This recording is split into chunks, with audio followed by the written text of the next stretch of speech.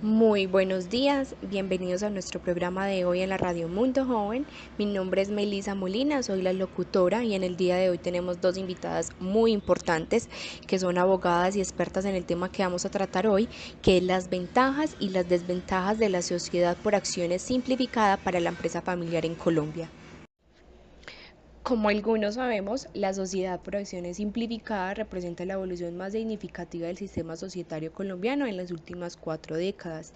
También se dice que Colombia es un país en el que constitucionalmente se permite la libertad de empresa y debido a este contexto surge la Ley 1258 del 2008, que contiene en su articulado la figura de la sociedad por acciones simplificada, más conocida como una empresa SAS. Como dije anteriormente, esta ley representa la evolución más significativa del sistema societario colombiano en las últimas 4 décadas, pues no solo se incorporaron los antecedentes normativos locales, sino también las principales vertientes del derecho extranjero contemporáneo que tiene influencia global en los procesos de reforma legislativa. La Ley 1258 del 2008 es un producto de un detallado acercamiento a las normas societarias empresariales de América Latina, Europa y Estados Unidos, en lo que se conoce como un enfoque funcional, que es la liberación conceptual del propio sistema para fijarse más en el objetivo social que se busca alcanzar. Comencemos presentando a las dos de las excelentes abogadas y expertas en este tema que nos van a aclarar algunas preguntas que tienen los oyentes. Una de ellas es Amelia Ardila, excelente abogada de la Universidad de Harvard y experta en el tema que hablaremos hoy. Ella nos responderá las preguntas sobre las ventajas que existen en la sociedad.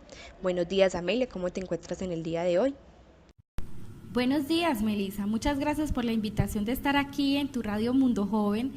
Para mí es un placer aclarar las dudas que tienen los oyentes en este tema que es tan importante. Amelia, empecemos con la primera pregunta que han hecho nuestros oyentes por las redes. Uno de ellos pregunta que ¿cuáles son los principales beneficios identificados respecto a la reducción de trámites?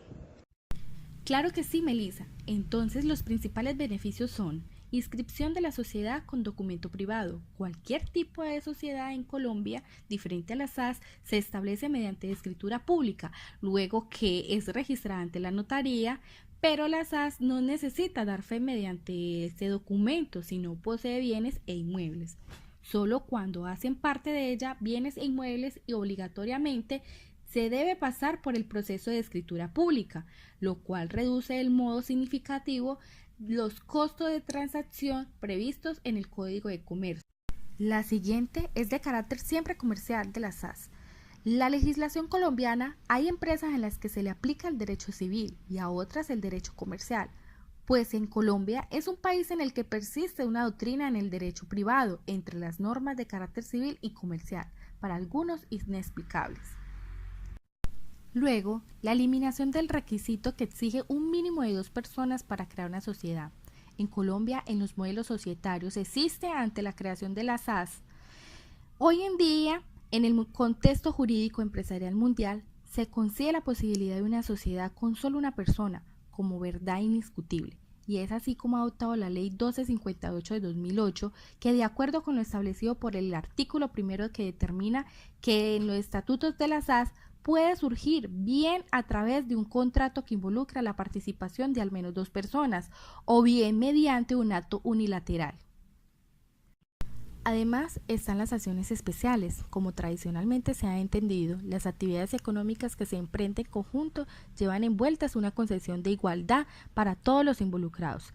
En respuesta a esta situación, que en gran medida se constituía como un limitante para las empresas de adquirir inyecciones de capital a través de nuevos accionistas, la SAS permite emitir acciones especiales, ya sea con dividendos preferenciales, pero sin derecho al voto o con dividendo fijo anual, que se paga de manera preferente y en general se traduce en la posibilidad de separar los porcentajes de participación de cada accionista frente a los dividendos que se le corresponde recibir, asegurando así una renta invariable, aunque en ella no siempre guarde la proporción con el mayor o menor éxito de la empresa.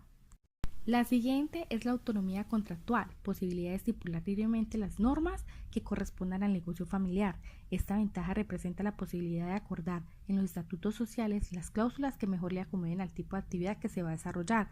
En este orden de ideas, se puede modificar la estructura, participación, el control, la forma de tomar decisiones y un sinnúmero de disposiciones en el que el interior de la compañía, lo que representa para el empresario el beneficio de poder adaptar con gran flexibilidad su negocio familiar, que se ha estado sujeto a valores y paradigmas determinados, a una estructura jurídica eficiente.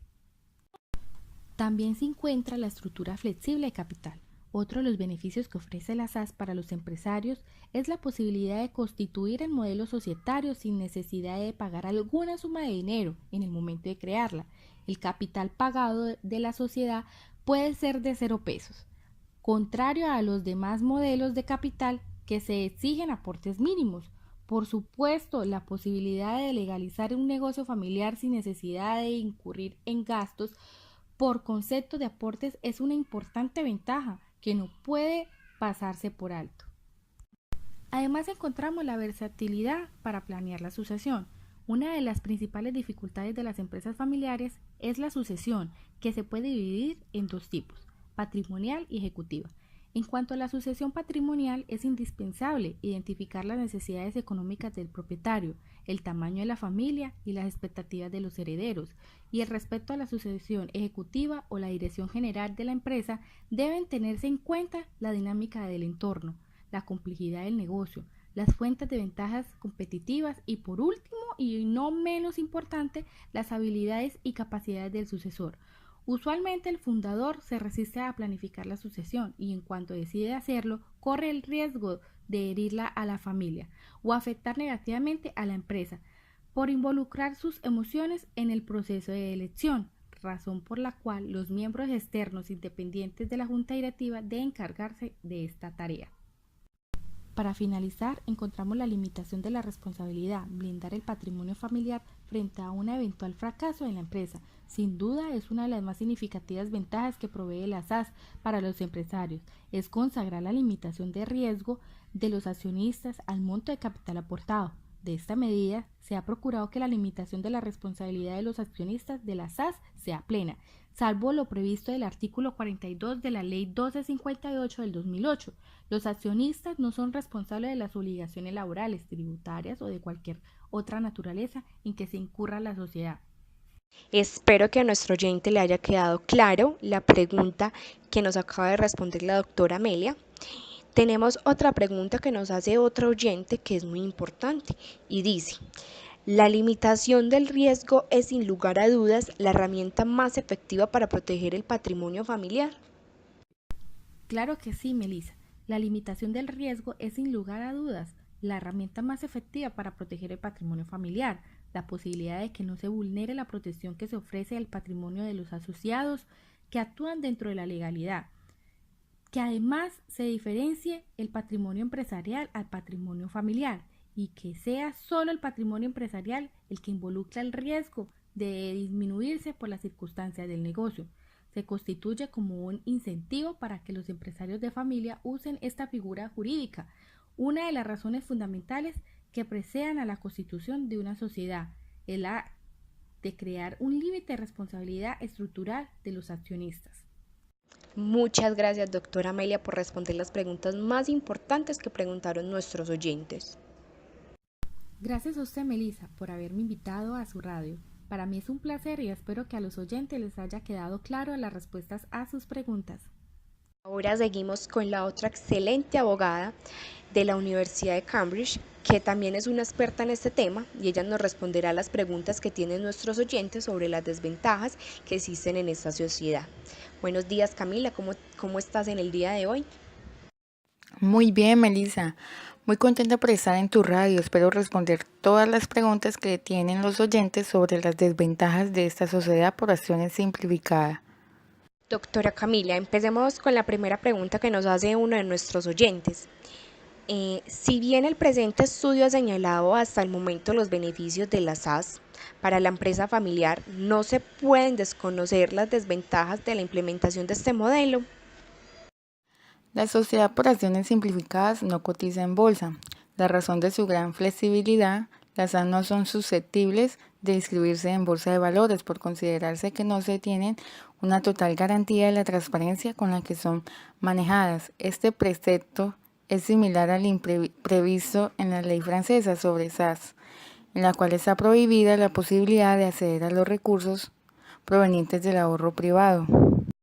Además, está fusiones y escisiones. La ley 1258 de 2008 señala que las SAS, al igual que otras compañías, pueden acudir a mecanismos como la transformación, la fusión o la escisión.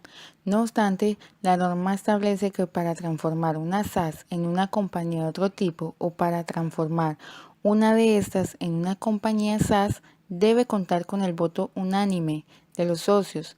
Esto, como es apenas evidente, puede conducir a una dictadura de las minorías que por cualquier tipo de consideración, incluso legítima, desean oponerse irrestrictivamente a la transformación de la SAS en otra compañía o viceversa. La siguiente es la resolución de conflictos a cargo de una entidad administrativa, basado en la concepción de que uno de los principales problemas de los regímenes societarios en Latinoamérica tienen que ver con la falta de ejecución efectiva de las normas sustantivas, es decir, de que las consagran los derechos de las partes. La ley SAS en su artículo 44 atribuye funciones jurisdiccionales a la Superintendencia de Sociedades para resolver algunos asuntos derivados del manejo de la empresa. Continuamos con la restricción en la venta de acciones. De acuerdo con lo establecido en el artículo 13 de la Ley 1258 de 2008, los fundadores de una SAS pueden establecer la prohibición de negociar las acciones emitidas por la sociedad o alguna de sus clases hasta por un término de 10 años. La siguiente es la simplificación del gobierno corporativo.